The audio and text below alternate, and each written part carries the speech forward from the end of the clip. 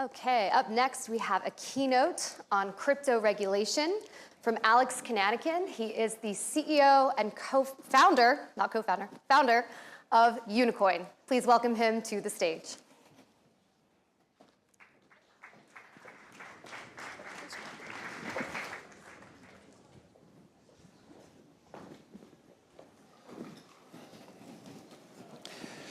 Good morning. With 50 legislators registered to participate in this event, not surprisingly, crypto regulation is the central focus of the summit. And I'd like to contribute to this discussion from a perspective of a founder and CEO of a crypto company with thousands of shareholders. I've been an entrepreneur for over 40 years.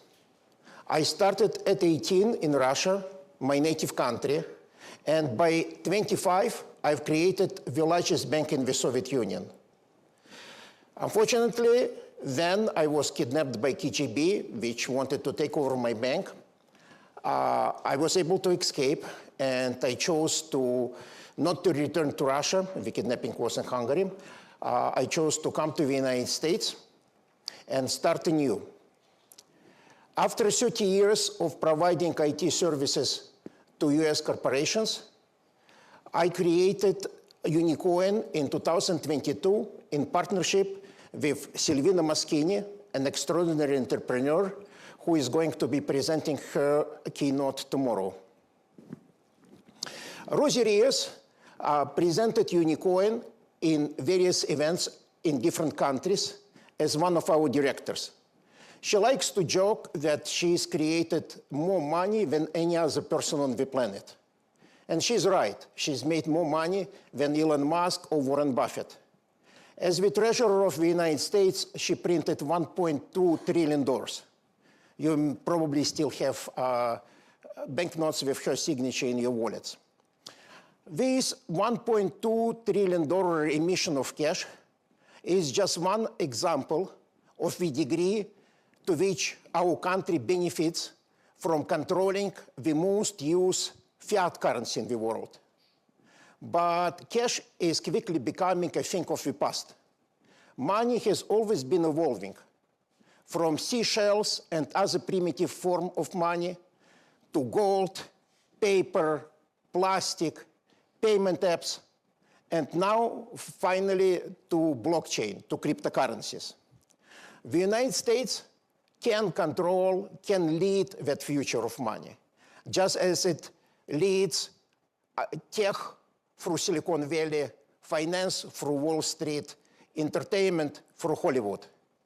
Unfortunately, the previous administration decided to try to destroy the US crypto industry.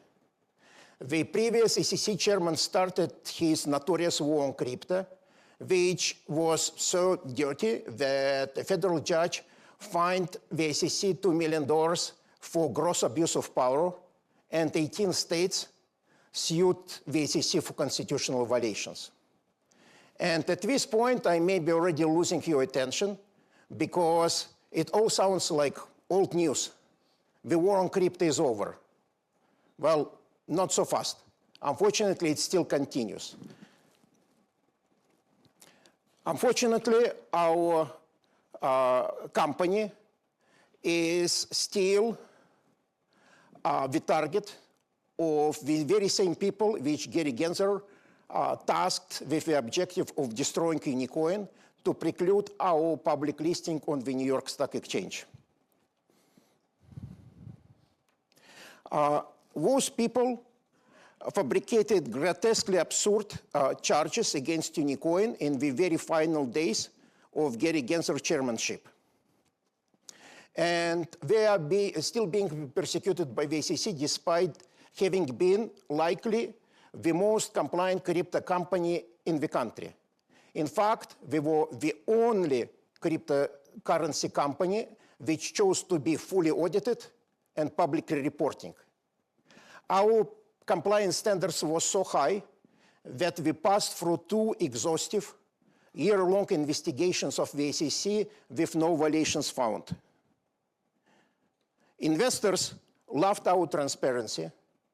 They gave us $100 million in capital and signed $3 billion worth of real estate for Konanykhin swaps agreement. And at that point of time, in early 2024, we filed S-1 application with the SEC to go public on the New York Stock Exchange and announced our upcoming listing on crypto exchanges. We started a high visibility advertising campaign, which irritated Chairman Gensler, who saw our success apparently as a humiliating defeat in his war on crypto. Now, I praise Chairman Atkins for his efforts to undo the colossal damage his predecessors has inflicted on the US crypto industry. In November of last year, November 12th to be more precise, Chairman Atkins completely reversed position of Gary Gensler on cryptocurrencies. Whereas Gensler ruled that all cryptocurrencies, with sole exception of Bitcoin, were securities and therefore prohibited from being traded in the United States, Chairman Atkins announced last November that his SEC is not going to be considering cryptocurrencies as securities with very narrowly defined exception. His taxonomy of crypto is a pivotal moment for the crypto industry and for our company. It removed the regulatory roadblock for us to proceed with public exchange listings. Unfortunately, this is just a statement, a position of the SEC chairman, and it may be reversed by a stroke of a pen of the next chairman, who might well again be Gary Gensler. And therefore, we still live in a situation of regulatory uncertainty, of systematic debanking, and continued war on crypto. And as the world is moving to digital money, to blockchain, the question is, which country is going to lead that evolution? Many countries compete for attracting crypto businesses, but here in the United States, Silvina and I are still very much restricted from providing a superior, more scalable, more efficient, made in the United States alternative to Bitcoin. The president, the SEC chairman, Paul Atkins, the CFTC chairman, Michael Selleck, and many legislators are trying to turn the United States into the crypto capital of the world. But for that to happen, certain things must occur.